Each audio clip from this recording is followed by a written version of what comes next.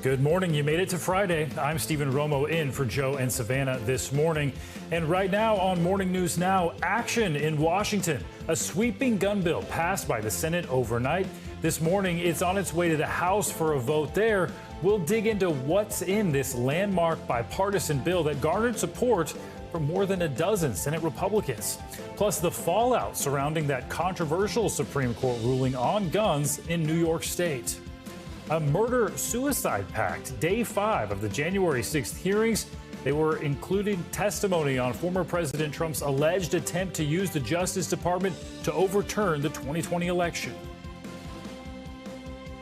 President Trump ultimately wanted the Department of Justice to say the election was, quote, corrupt and, quote, leave the rest to me and the Republican congressmen. The bombshell unsent letter at the center of yesterday's hearing and how top Justice Department officials say they reacted to the former president's demands.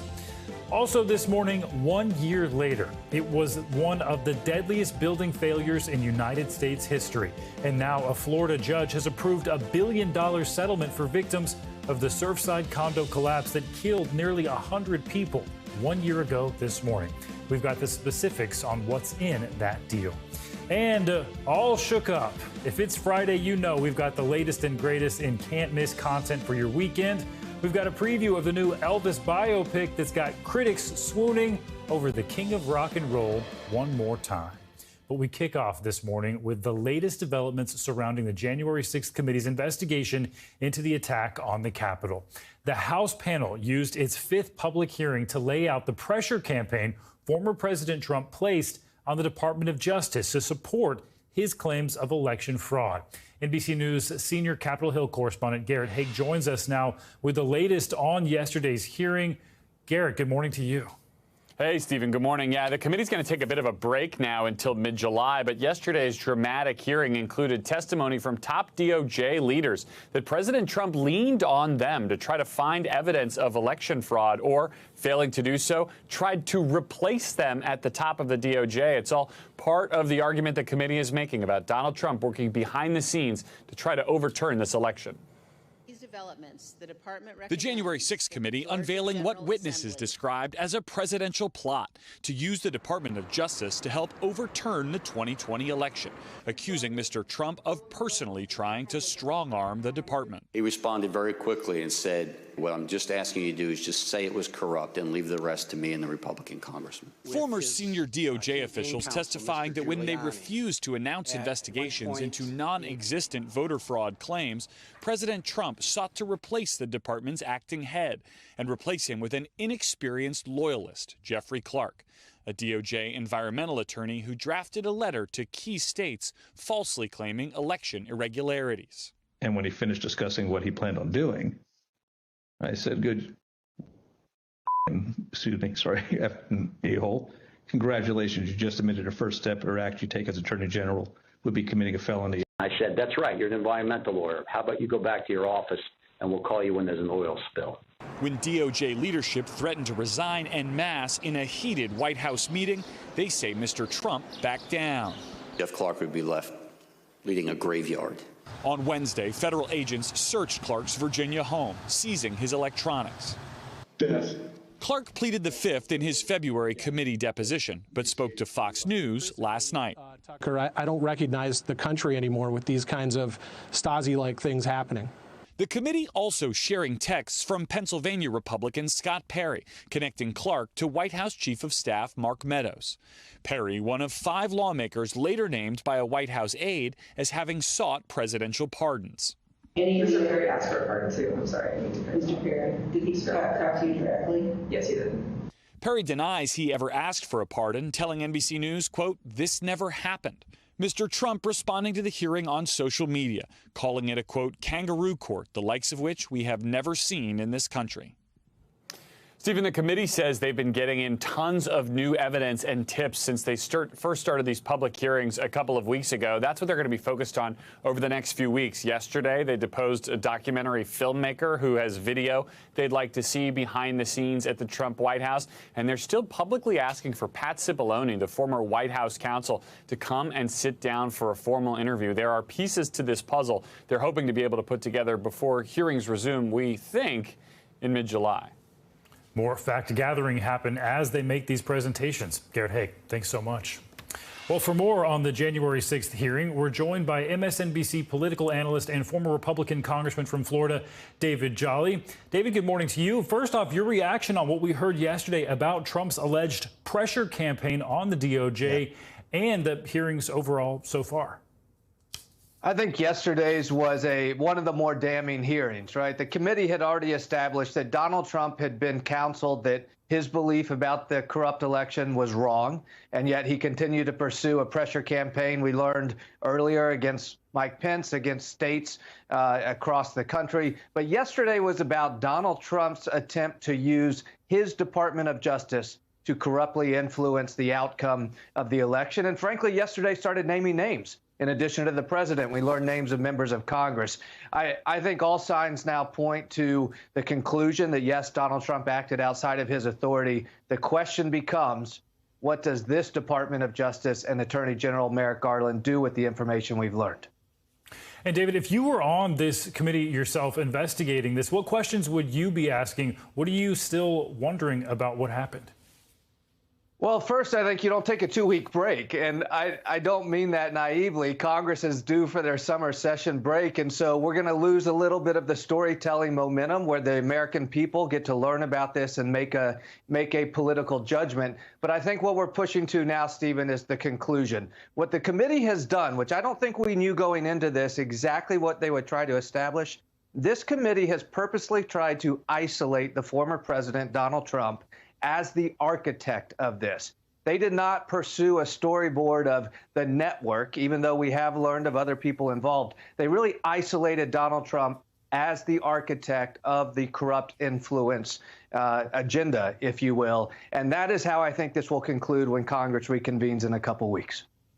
And as a former member of the House, what was your reaction to the evidence that several Republican congressmen who supported these debunked election fraud claims allegedly were asking for a blanket pardon?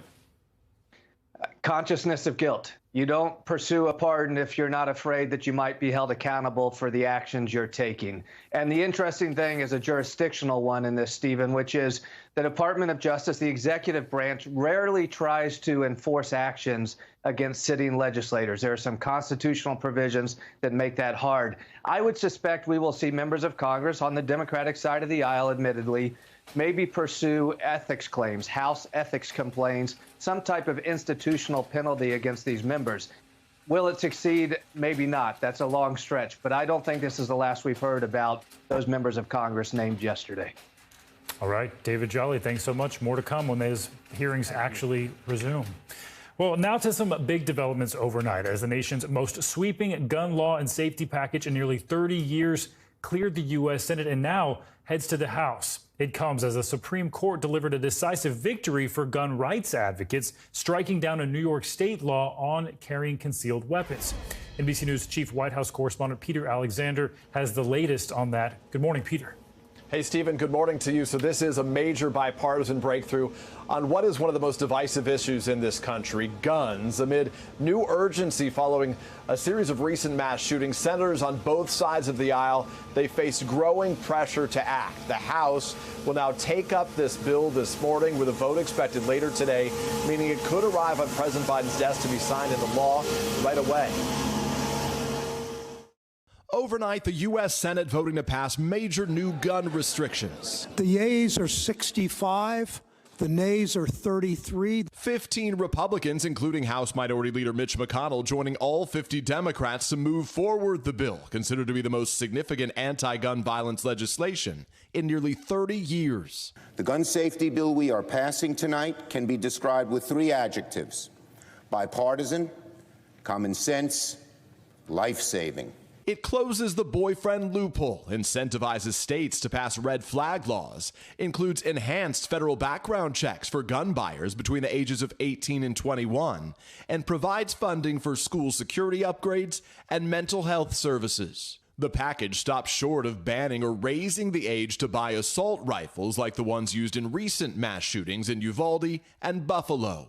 On an issue stalled by decades of partisan gridlock, it's a compromise being touted by both sides as real progress. Tonight, people who have suffered unthinkable losses of loved ones in some of these mass shooting incidents. But I wanted to tell them that their advocacy has turned their pain into something positive. The NRA opposes the bill, saying in a statement it falls short at every level and does little to address violent crime. But gun rights advocates are celebrating a major victory. Earlier Thursday, in a 6-3 decision, the Supreme Court ruled the Constitution provides a right to carry a concealed gun outside the home, striking down a New York state law and further strengthening the Second Amendment right to keep and bear arms. According to the ruling, states can still ban guns in sensitive places like schools and churches, but that protection does not extend to all places where people gather. The decision will have immediate impact, especially in 5 other states that have concealed carry laws similar to New York's. President Biden reacting to the Supreme Court news. I'm disappointed. But the president is now looking ahead to signing Congress's new bipartisan gun legislation, saying in a statement, kids in schools and communities will be safer because of it.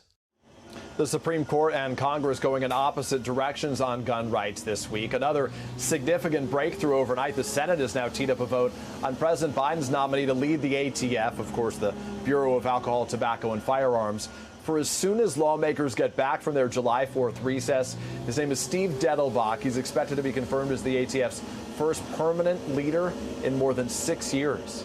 Stephen? So much news on guns coming all at once. Thanks for helping us understand it, Peter Alexander. Well, New York officials are speaking out after that Supreme Court ruling. The governor and New York City's mayor say the decision will only make a violent crime problem even worse. Meanwhile, the ruling is expected to have far-reaching impacts on other states besides New York. NBC News correspondent Gabe Gutierrez has more on that part of the story. With gun violence surging across the country, some city leaders are blasting the Supreme Court's decision. We cannot allow New York to become the Wild Wild West. That is unacceptable. New York City Mayor Eric Adams says local officials are weighing their legal options. The NYPD has recovered more than 3,000 guns so far this year, and gun arrests have hit a 28-year high. The decision ignores the shocking crisis of gun violence every day, engulfing not only New York, but engulfing our entire country. In a state still reeling from last month's Buffalo mass shooting that left 10 people dead, a defiant Governor Kathy Hochul is considering calling a special session of the legislature to come up with new regulations. We can have restrictions on speech. You can't yell fire in a crowded theater. But somehow there's no restrictions allowed on the Second Amendment. But the president of the organization that brought the lawsuit welcomed the ruling, which he says protects the Second Amendment. The time has come for this. The judges decided, and they're going to have to live with it. Other states with similar laws to New York's are now scrambling to defend them. What works in a rural state like Wyoming doesn't necessarily work in the densest state in America, like New Jersey. Do you expect more legal challenges to the laws in New Jersey as a result of this ruling? Yes, I think the Supreme Court invited open season on challenges to gun laws. As the High Court struck down some gun restrictions, the yeas are 65. The Senate cleared a key procedural vote on others, advancing a bipartisan bill to combat gun violence. And our thanks to Gabe Gutierrez for that report. One thing to keep in mind with a Supreme Court ruling, officials in New York are quick to point out that it's not open season for carrying guns in public. Private businesses can still prohibit weapons. There will still be background checks, but we expect lawmakers to debate what exactly is a sensitive area where guns can be prohibited. Well, there is some good news for drivers this morning. Gas prices are slightly down. The national average, according to AAA, is now $4.92 a gallon. That's down 2 cents from yesterday. Despite the sky-high prices, it's going to be a busy and hectic summer travel season on the roads and in the air. NBC News correspondent Maggie Vespa joins us now from O'Hare Airport in Chicago with the latest on that. Good morning, Maggie. Hey, Stephen, good morning from a busy O'Hare Airport. As you said, we'll start with the airports. Hundreds of flights across the country canceled yesterday with consumer complaints against airlines skyrocketing. And then you turn to the roads. Like you just said, the price of gas still kind of hovering around that historically high $5 mark. And we've got the White House meeting with Big Oil to try and bring some needed relief to frustrated Americans.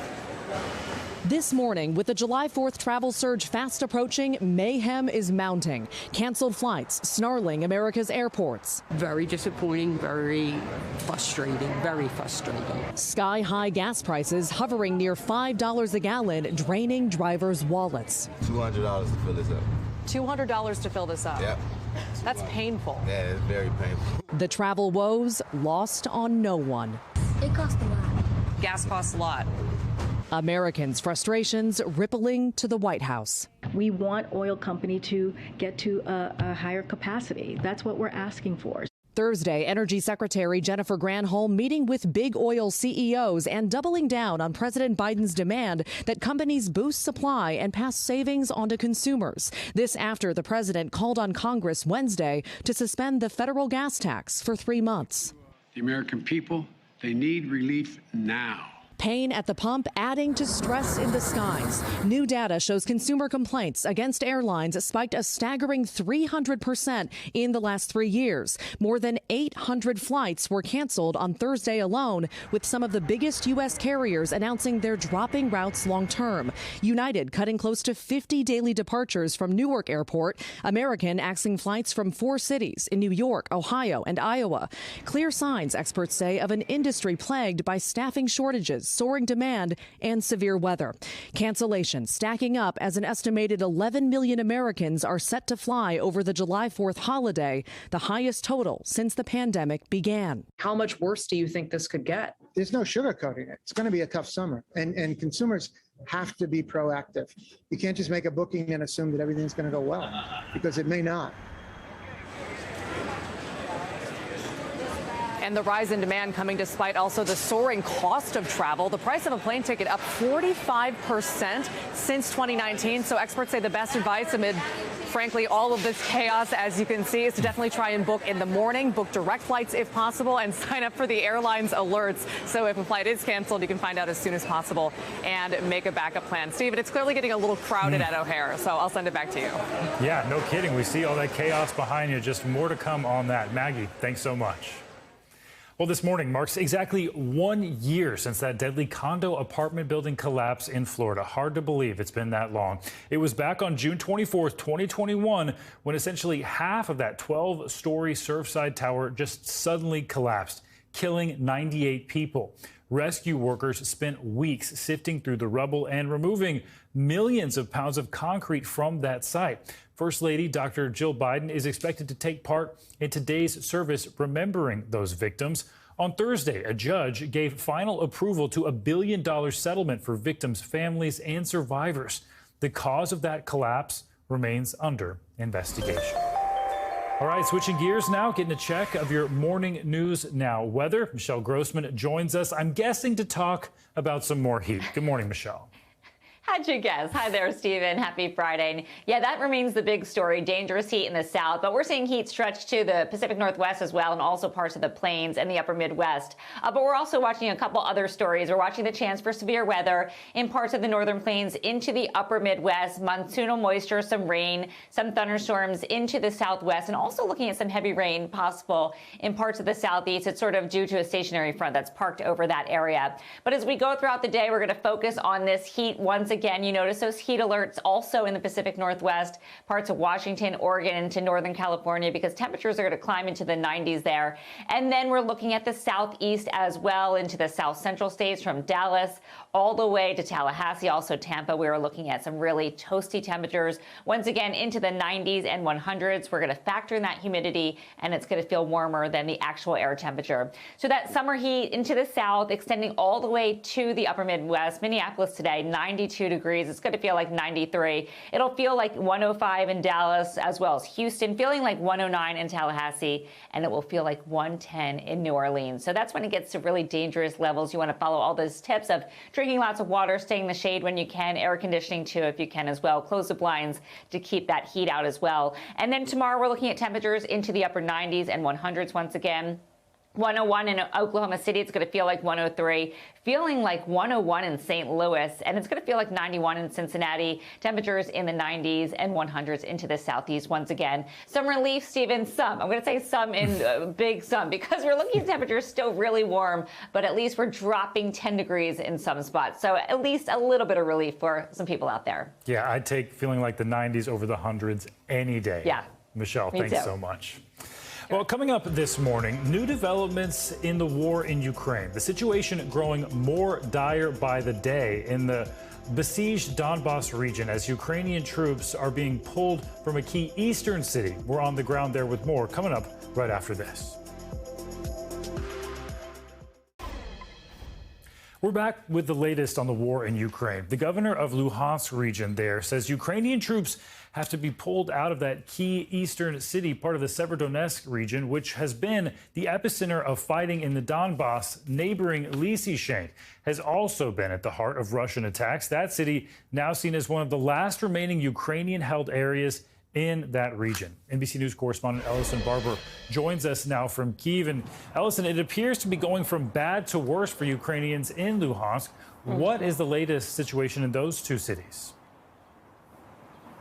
Yeah, Stephen, that really is the best way to describe it right now. It was already bad, and day by day it seems like things in this area are just getting worse and worse. In Severodonetsk, the governor of the entire region, of the Luhansk region, he says that Ukrainian forces have now been forced to pull out of the city and move to more fortified positions. A couple of days ago, Ukrainian forces in the sister city, Lysychansk, they were also forced to retreat and take a more fortified positions a little bit outside of the city. In that city, the regional governor says all of the bridge, all of the roadways leading into it have now been destroyed by Russian forces who were firing on them from helicopters. Overnight, at least 2 settlements in this area were completely occupied by Russian forces. In Severodonetsk, there is one settlement, a neighborhood that is now completely controlled by Russian forces. Local officials there say 4,000 civilians are still trapped in that city, and that right now they have no access to water, electricity, or gas. And then in part because of the ongoing fighting, the constant shelling, the destruction of bridges and roads, there is no way for humanitarian aid to get to those people. Stephen? Truly a dire situation there. And also yesterday we got news of the decision by the European Union to approve Ukraine as a candidate country. What's the reaction been like there since that decision? And are they confident that they could be meeting the criteria to become a full-fledged member?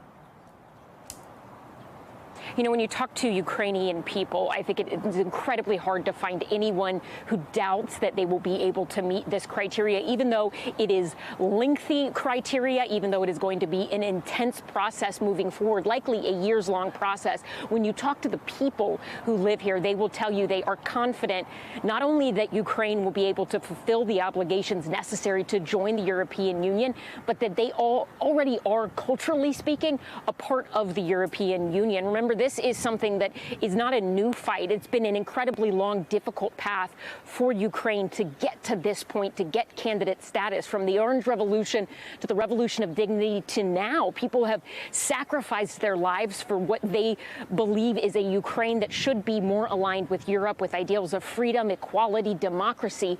And so they're confident that, yes, they can get to the final point, even if it takes years, and comply with all of these different stipulations, because they've already sacrificed so much to get to this point right now. Stephen?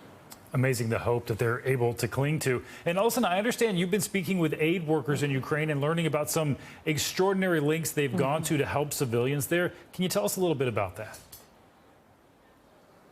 Yeah, we met with the head of a group, a healthcare organization that is focused on equitable health care for HIV-positive Ukrainians. It's called 100% Life. But when the war came, in addition to doing all of the other work they were already doing, maintaining all of that work, they added new responsibilities to their jobs. Not only have they started delivering medical and humanitarian aid to the front lines, but they've also started performing evacuations that the military cannot do to get people from the front lines to a safe place, and for them it has come at a great cost. Their convoy, one of their convoys, was attacked and only one person survived. Listen to some of what we've heard.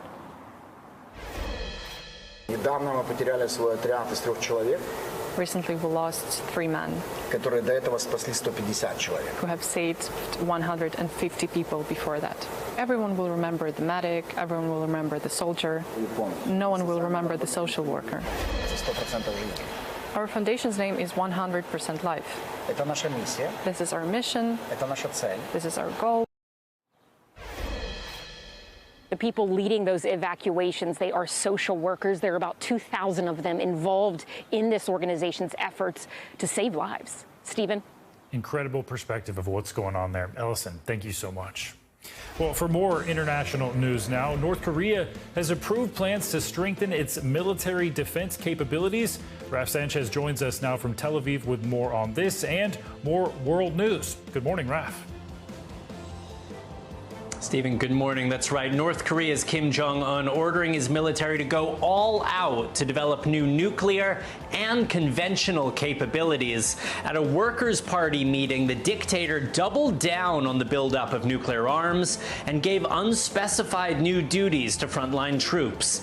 The U.S., of course, has nearly 30,000 soldiers deployed over the border in South Korea. A former Venezuelan mayor has pleaded guilty in Miami to accepting nearly $4 million in bribes. Jonathan Marin was a close ally of Venezuela's former president, Hugo Chavez. He surrendered to U.S. authorities earlier this year in Miami, and as part of his plea deal, he agreed to help the FBI investigate corruption in Venezuela.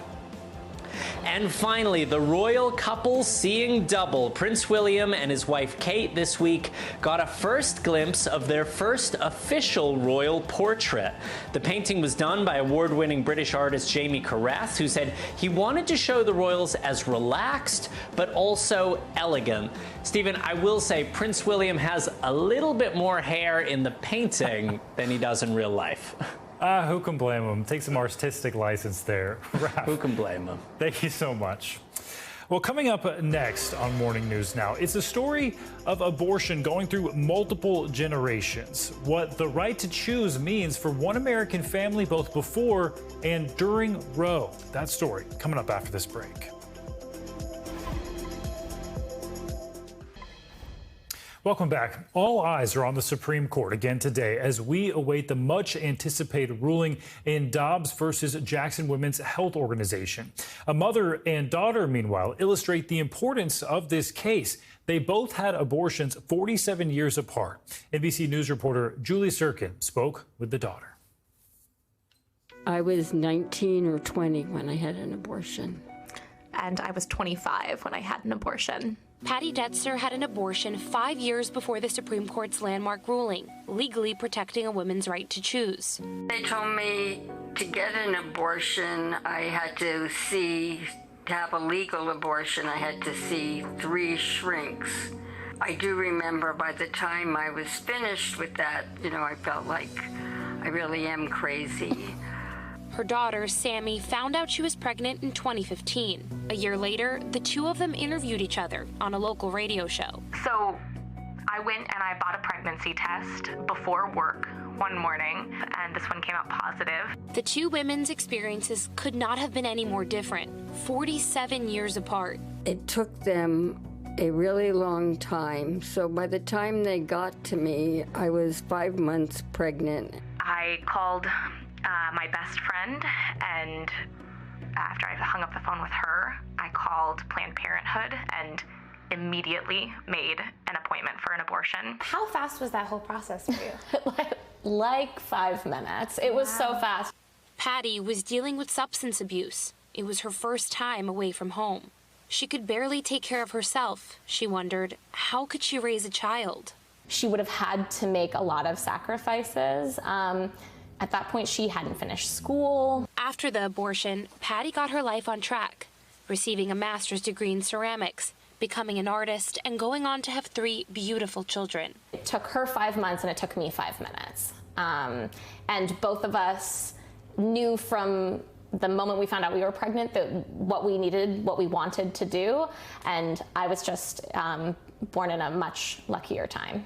Having access to a safe and effective abortion process didn't make it emotionally easier for Sammy. We've created this shroud of shame, this perception that it is unacceptable. Patty's openness with her daughter about her own abortion helped Sammy feel confident about her decision. She quickly started sharing her abortion story with others. I didn't believe that 1 in 3, 1 in 4 people has an abortion. That seemed like a way too high to me because I felt like my mom was the only person I knew. Right. But at first, Sammy thought about keeping it a secret. I just didn't feel ready to tell you. I remember I had a thought in my mind, like, maybe I'll just never tell her. Maybe I'll never tell anyone. I never told my parents. They were already having a hard enough time with me. Patty tragically passed away in 2018.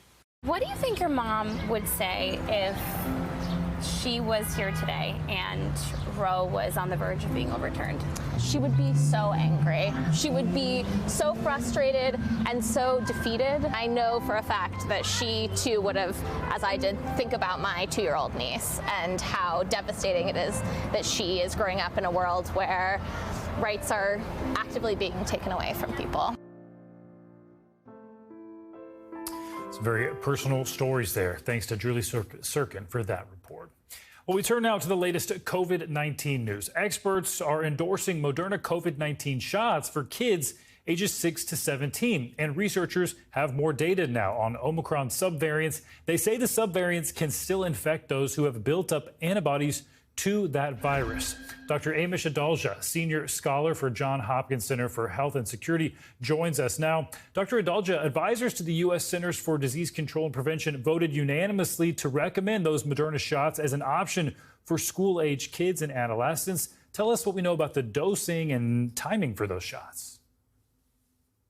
So what we know is that Moderna has really been a vaccine that had been restricted to adults until the past week or so, when data started to accrue that it is beneficial for children. So now basically anybody can get vaccinated with Moderna, and there is a lower dose for certain individuals.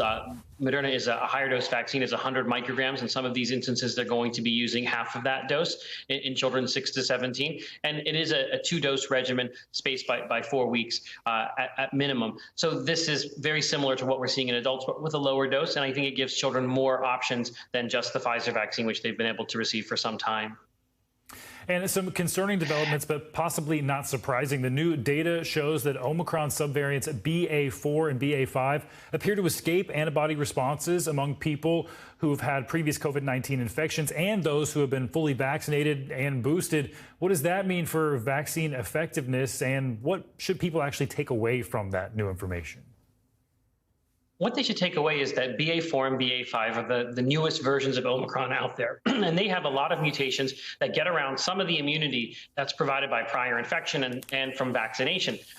So you are very likely to get reinfected with BA4 and BA5. But if you have immunity from vaccination and from prior infection or a combination, you're still likely to be prevented from having severe disease. So when you talk about vaccine efficacy, we're very keyed on number of infections prevented, but it's also about severe disease, hospitalization, and death. And these first-generation vaccines are very good at preventing the latter, severe disease, hospitalization, and death, and not so good anymore in the age of Omicron with protecting against infection. But it argues against a need it argues for updating vaccines when we're thinking about new policies moving forward, and that may be what happens in the fall. And speaking of vaccines that have already been given out, some incredible numbers here. A new report says scientists say that COVID vaccines have saved 20 million lives in the first year of the vaccine being released. Tell us more about the findings of this report. What the report shows is that they basically do studies looking at the rate of death, the rate of spread, and then model what would happen if there was not a vaccine. And what we're seeing is that these vaccines have done a tremendous job at preventing death. And were it not for these vaccines, we would be in a very, very different world. Because as I said before, the vaccines are very good, excellent at preventing death from COVID-19. So they're the single biggest factor in decreasing death. So when you look at the value of the vaccine, it's really about taming this virus, removing its ability to cause death at the rate that it once could, or to overwhelm hospitals. And that's where I think the vaccine really should be evaluated, not so much on stopping infections, but on stopping the severe consequences of disease. And I think this is an important argument for the value of these vaccines and how important it was to develop a vaccine as quickly as possible. A very important point to point out. Thanks, Dr. Adalja, for that information. Well, coming up on Morning News now, cheating death. Attacked by a shark off the California coast. Now a 62-year-old triathlete is speaking out about the terrifying encounter. Plus, it's one of Jennifer Lopez's smash hits, Love Don't Cost a Thing. But in this inflation nation, engaged couples are figuring out the hard way that their dream day could just break the bank. We'll show you the creative ways some lovebirds are saving up that wedding cash. That's next.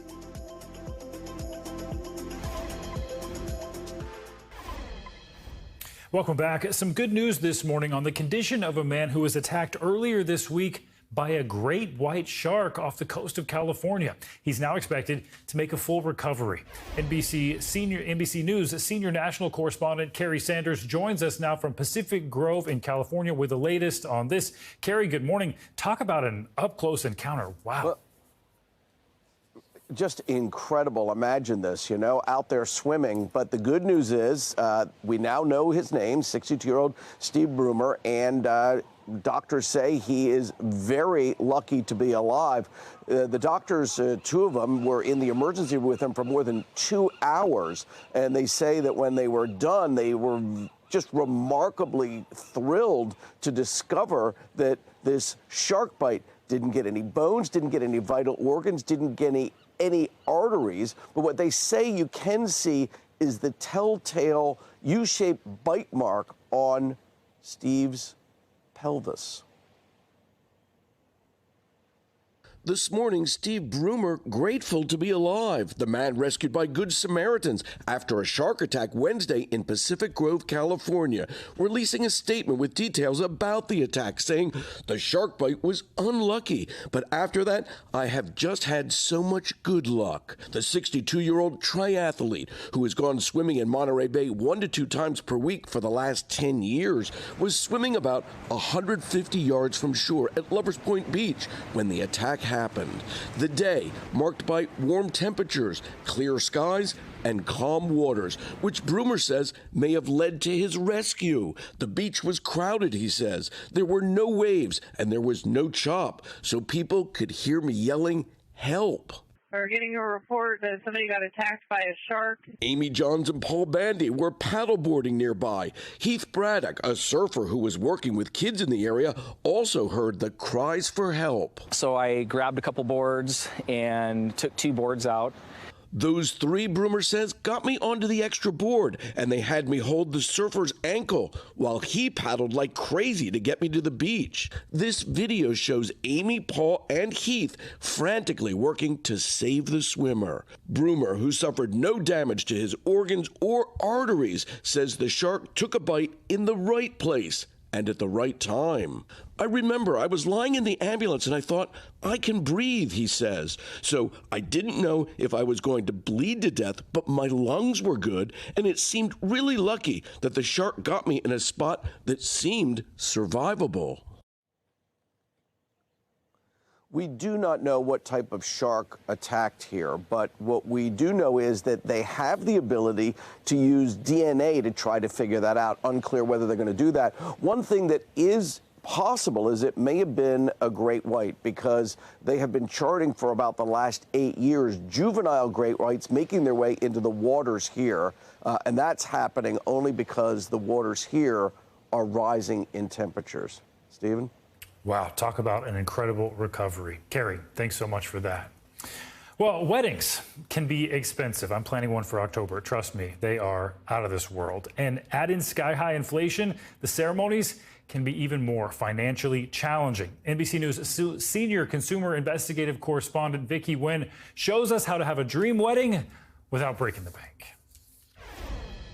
Good morning. After 2 years of postponements due to COVID, experts call 2022 the year of the wedding. A crush of couples heading to the altar only to find out love actually does cost a thing, and it's a premium. Inflated prices and vendor shortages prompting brides and grooms-to-be to plan ahead and to unveil creative ways to save on their big day.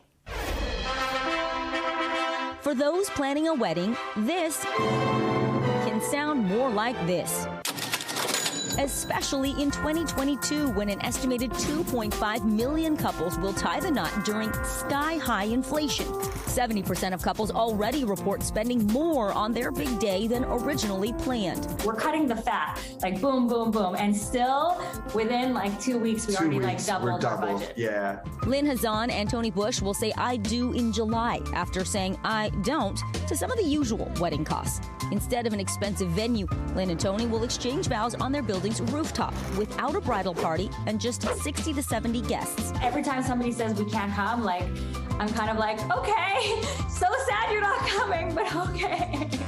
Also crossed off their list, a full-time wedding planner, a cake, and fancy flowers. I don't remember my friends' weddings and going, they had great floral arrangements. What's important is what comes after. It's the honeymoon, it's buying a home. No matter how you slice it, planning a wedding is rarely a piece of cake. And with prices soaring for just about everything, it's giving a lot of folks a run for their money, including vendors.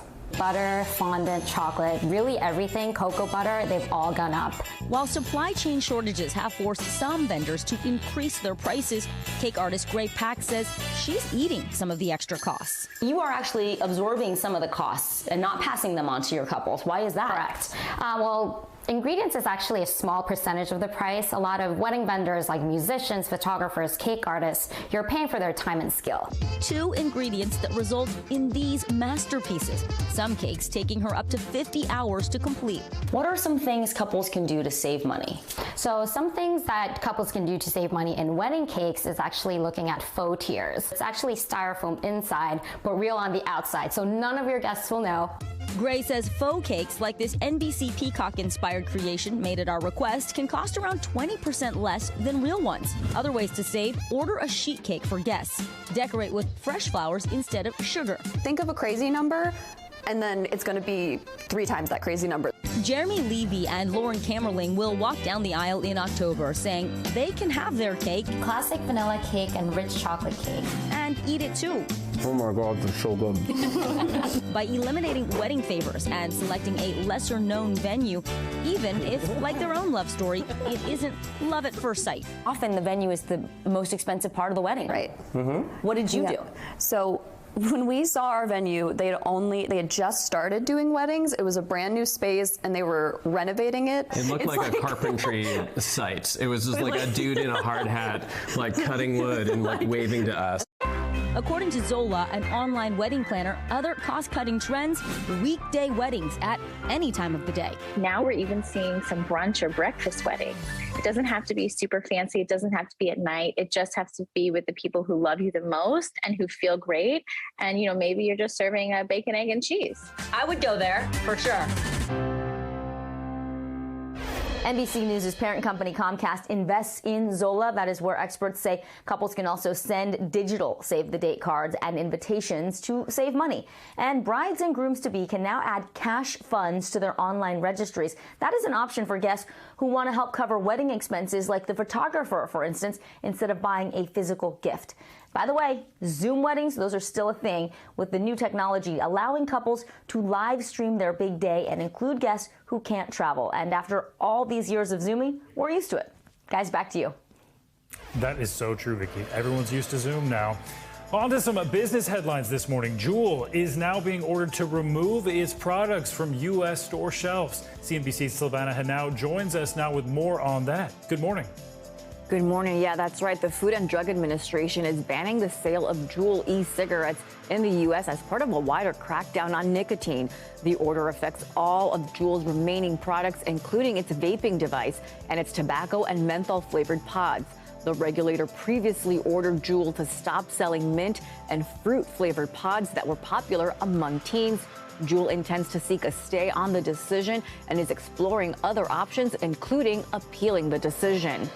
Netflix is laying off another 300 employees amid slowing revenue growth. The cuts represent about 3% of the streaming giant's total workforce. Last month, Netflix eliminated 150 jobs after posting its first subscriber loss in a decade. The slowdown comes after the company saw 2 years of massive growth as a result of the pandemic lockdowns and travel restrictions. Chipotle is the latest company to face unionization. Workers at a location in Augusta, Maine, are petitioning the Federal Labor Board for a union election. This is the first U.S. Chipotle store to seek unionization. Amazon, Starbucks, Apple, and REI have all faced similar organization efforts recently. All right, a lot going on the financial front. Oh, Selma, yes. Thank you so much. You got it. Well, coming up, Pride where you may not expect it. How one black trans man is looking to bring social change to the Deep South. Plus, a new big screen take on the king of rock and roll. We've got the weekend can't miss list coming up right after this.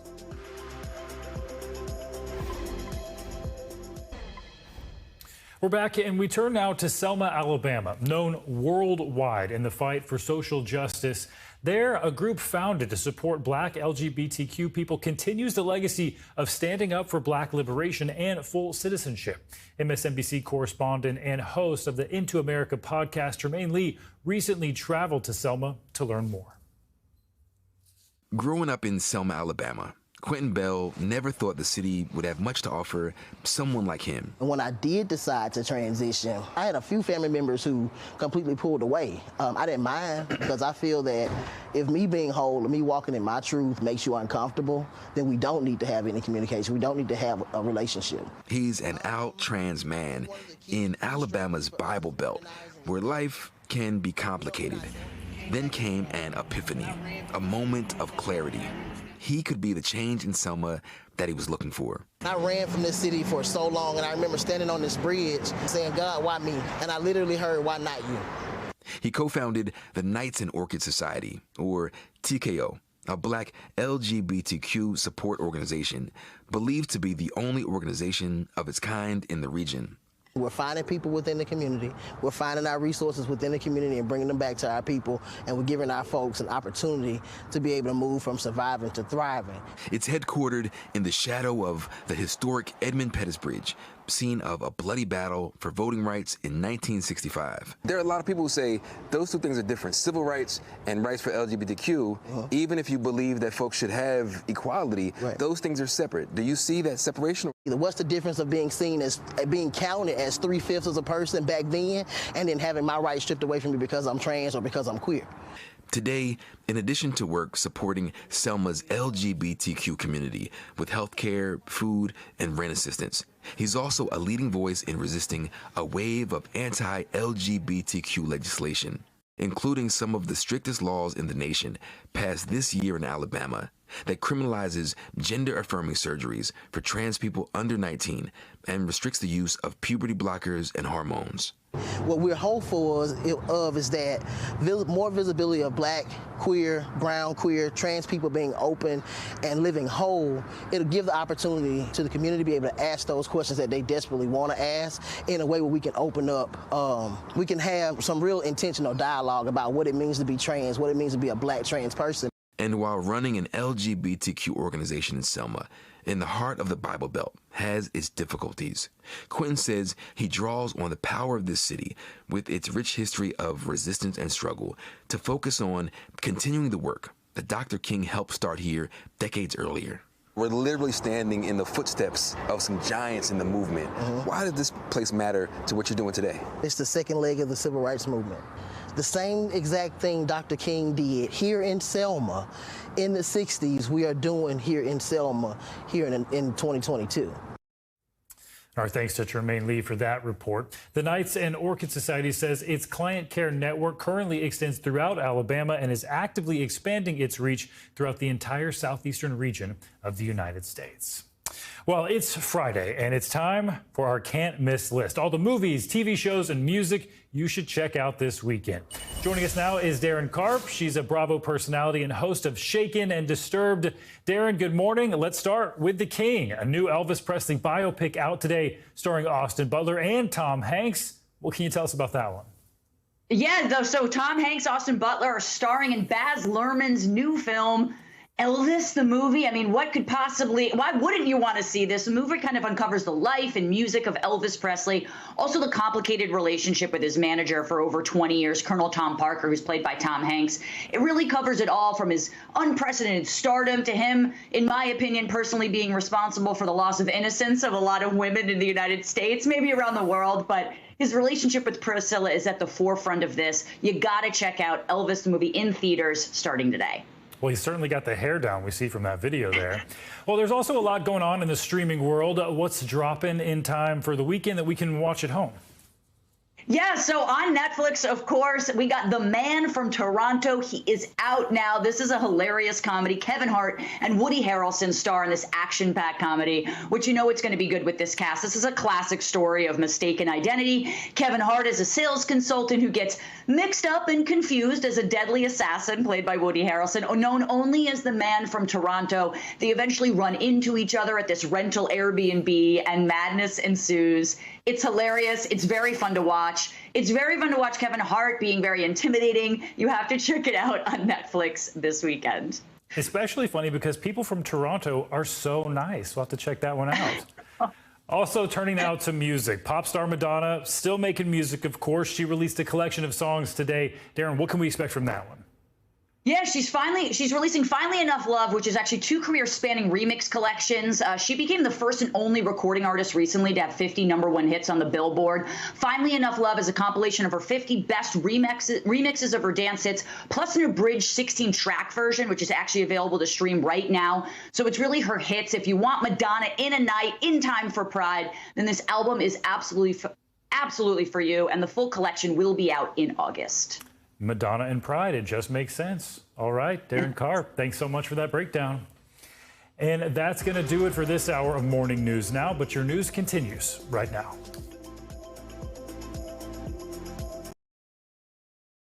Thanks for watching our YouTube channel. Follow today's top stories and breaking news by downloading the NBC News app.